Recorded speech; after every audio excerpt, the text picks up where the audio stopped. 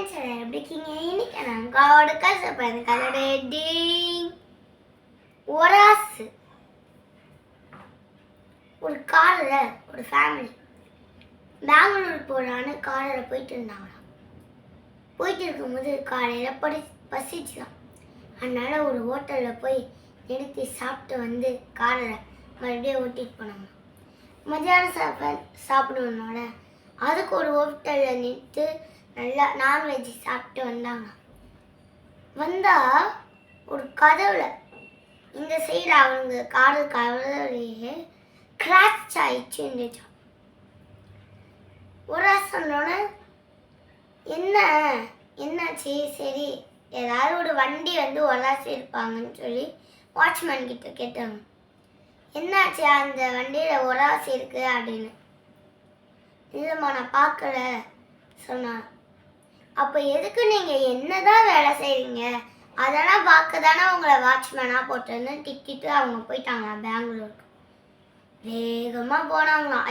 ஹைவேஸோட ஒரு வண்டி பின்னால் வேகமாக வந்து அந்த காரை கிராச் பண்ணணும் போலே வந்துச்சான். இவர் அப்போ தான் கார் ஓட்டுறாரு. டோர் சரியாக லாக் ஆகலை, அதான் சவுண்டு வருதுன்னு டோரை தொடர்ந்து மூடுனாலாம்.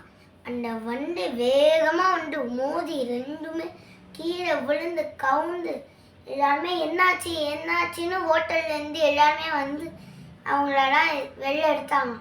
வெளில எடுத்தோடனே அவங்க சொன்னாங்களா, இதை போல் இந்த வண்டி வந்து கிராச் ஆயிடுச்சு, அதனால தான் நாங்கள் கீழே விழுந்துட்டோன்னு சொன்னாங்க.